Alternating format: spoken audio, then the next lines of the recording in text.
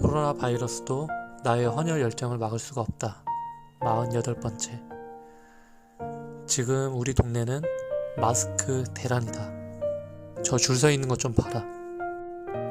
우리 집 앞 개천에도 역시 코로나. 마스크를 꼭 써야 된다.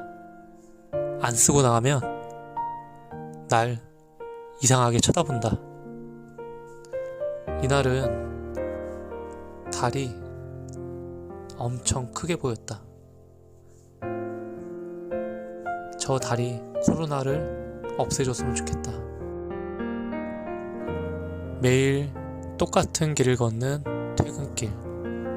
매일매일 같은 일상인 것 같지만 매일매일 나는 다르게 살고 있다.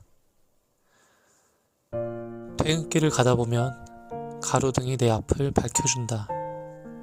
하나의 가로등이 지나가면 다음 가로등이 또 나를 밝혀준다. 저 빌라는 지금도 미분양이다. 집으로 가면서 이것저것 많이 생각을 한다.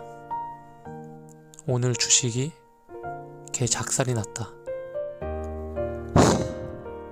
저 나무처럼 꿋꿋하게 버틸 수 있는 힘을 주세요. 삑 소리와 함께 뭔가 두려운 감정도 다가온다. 집에 애 둘이 기다리고 있다. 이제 2라운드.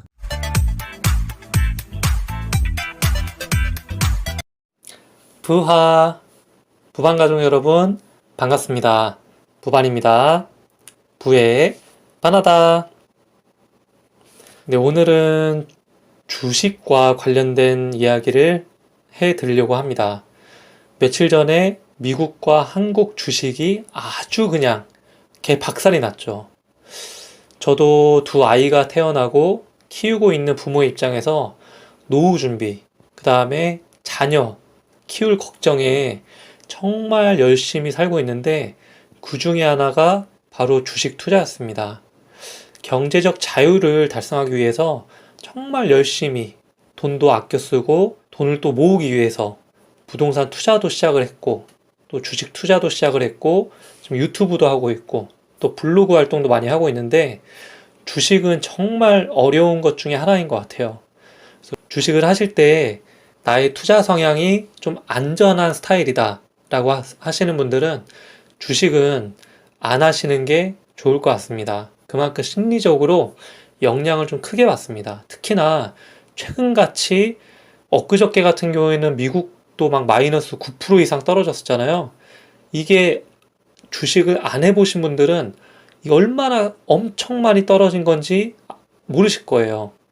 한국도 마찬가지로 막 마이너스 7% 이렇게 떨어졌었는데 이게 거의 경제가 공황이 왔을 때 발생되는 일이거든요.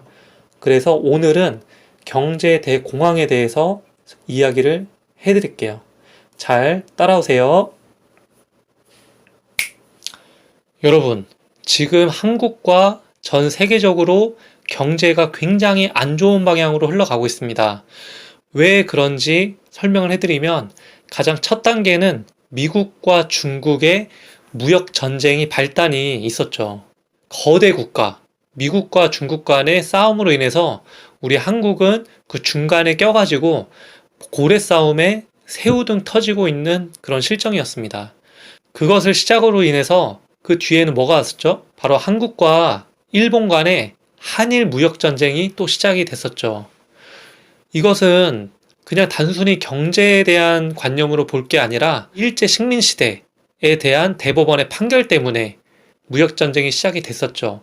이렇게 겹겹이 안 좋은 상황들이 계속 발생이 되다가 또 미국과 중동 나라 간의 유가 전쟁이 또 시작이 됐습니다. 그래서 미국과 중동 간의 유가, 석유 전쟁 때문에 우리나라 같은 경우는 석유 한 방울도 안 나는 나라잖아요.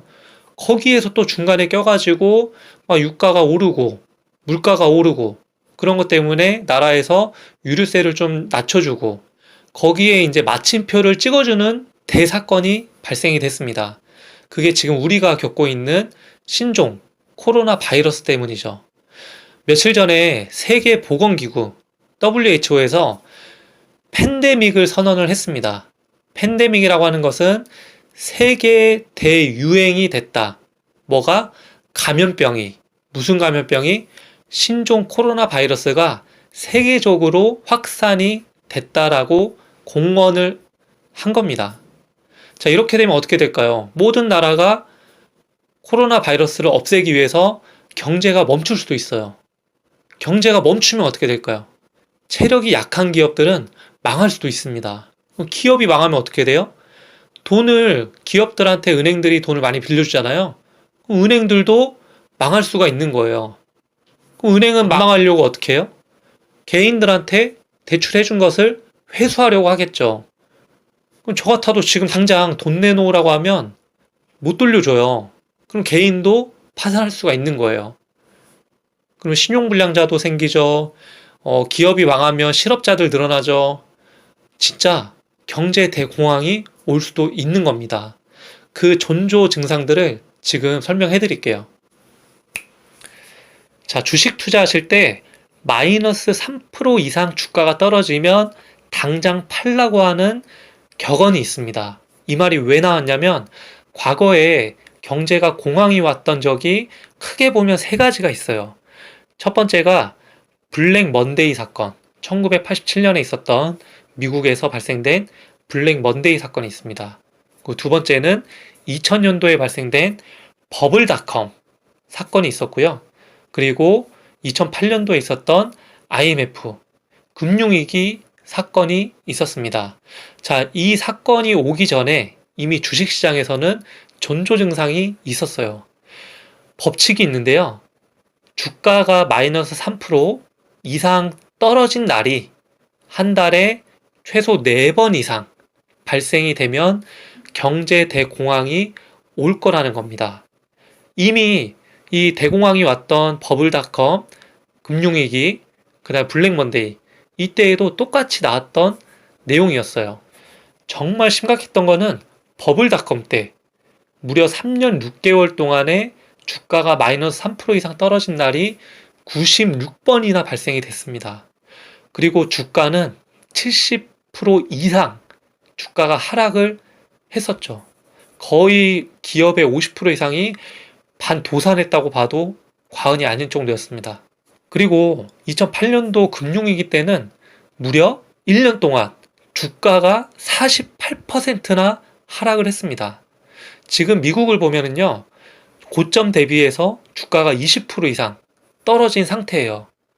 근데 1년 만에 2008년에는 48% 이상 하락을 했었다는 거예요. 그때에도 마이너스 3% 이상 떨어진 횟수가 무려 1년 만에 26번이나 26번이나 하락을 했었습니다. 그러면 지금 현재는 어느 정도까지 와 있을까요? 제가 매일매일 체크를 해본 결과 미국 같은 경우에는 다우지수와 나스닥 지수가 있죠. 이 두 개의 지수가 무려 한 달도 안 된 상태지만 마이너스 3% 이상 떨어진 날이 7번, 8번 이상이 되었습니다. 이미 4번 이상 마이너스 3% 이상 떨어진 상태이죠. 경제 대공황이 왔다라고 해도 믿으셔도 될 것 같습니다. 미국에서도 트럼프 대통령이 선언을 했죠. 무슨 선언을요? 국가 비상사태를 선언을 했습니다. 코로나가 절대 우습게 볼 게 아니라는 거죠. 그리고 한국에서도 엊그저께 뭐가 나왔어요? 코스피와 코스닥이 동시에 서킷 브레이크가 발동이 됐죠. 이 두 개가 동시에 발동된 건 사상 처음이었어요. 그래서 이번 사건은 정말 그냥 안일하게 넘어갈 사안이 아니다라는 거 꼭 기억해 주셔야 되겠습니다. 그럼 경제 대공황이 오면 아까 말씀드린 대로 기업이 망하고, 기업이 망하면 은행이 도산하고, 은행이 도산하면 개인까지 망하게 될 수가 있습니다. 그래서 지금은 무리하게 투자하실 때는 아니고요. 안전하게 투자하시면 되는데, 이렇게 경제가 안 좋을 때는 바로 안전자산에 투자하시는 게 가장 좋습니다. 안전자산이 뭐예요? 바로 현금이죠. 현금을 내가 갖고 있는 게 가장 좋지만 또 현금만 가지고 있으면 물가 상승분 대비했을 때는 오히려 마이너스로 될 수도 있잖아요. 그래서 요즘에는 금, 그리고 은, 그리고 미국 달러, 그리고 미국 채권에 투자하시는 게 가장 안정적입니다. 근데 최근 들어서 금에 대한 시세도 떨어지고 있어요. 그만큼 사람들의 심리가 정말 바닥을 쳤다라고 생각이 들더라고요. 금값이 떨어진다는 거는 나 진짜 최대한 안전하게 갈래. 나 금에도 투자 안 할래. 그냥 현금만 가지고 있을래. 이런 생각들이 많다라는 겁니다. 그래서 더 리스크가 적게 가져가는 것도 한 가지 방법이다라는 거. 그러면 언제까지 이렇게 안정적으로 가져가야 될까요? 그것을 설명해 드릴게요. 그것은 바로 아까 주가가 마이너스 3% 이상 떨어지면 몇 번? 4번 이상 떨어지면 경제 대공황이 왔다라고 말씀을 드렸잖아요. 근데 그것과 비슷합니다. 경제 대공황이 끝나는 시점은 주가가 마이너스 3% 이상 떨어진 날이 2번 이하일 때 경제가 서서히 살아나고 있다고 보시면 되겠습니다. 몇 번이요? 한 달에 마이너스 3% 이상 떨어진 날이 2번 이하일 때 경제가 살아나고 있고 그때부터 다시 적극적으로 조금씩 조금씩 주식이나 부동산 투자를 하실 시점이다라는 거 기억해 두시면 되겠습니다. 그리고 이런 질문들도 있습니다. 경제 대공황이 오면 부동산은 어떻게 되냐? 라고 말씀하시는데 부동산은 지금까지 떨어진 날이 크게 3번이 있어요. 근데 그 3번도 경제 대공황이라고 보기에는 좀 그렇고 IMF 때 그리고 미국에서 모지기, 주택, 모지기 대란이 일어났을 때 그럴 때 떨어졌는데 대공황이 왔다고 해서 부동산 가격이 엄청 떨어지거나 그러진 않습니다. 그만큼 부동산이 안전한 자산이라고 인식이 되어 있기 때문인데요. 그렇다고 부동산이 막 오르거나 그렇진 않아요.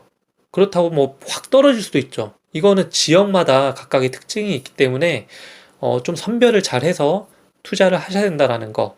만약 내가 지방이거나 인구가 줄고 있거나 기업들이 떠나고 있거나 그런 곳에 부동산을 투자하고 계시다면은 그런 곳은 빨리 파시는 것도 방법일 수가 있습니다. 지금은 굉장히 위험할 때고 코로나 바이러스가 계속 확산되고 있잖아요. 그래서 안전하게 내 자산을 지킬 수 있게 좀 안정적으로 운영을 해 나가시면 좋을 것 같고요. 저도 지금 주식을 투자하고 있지만은 저는 조금 보유를 하면서 아직 현금 자산이 있기 때문에 조금씩 투자하면서 앞으로 상황을 지켜볼 예정입니다. 같이 좀 어려운 상황을 좀 이겨내고자 영상 업로드하게 되었고요. 내용이 유익하셨다면 좋아요, 구독 부탁드릴게요. 일단 속쓰리잖아요. 속쓰리니까 한잔하고 기분 푸시죠.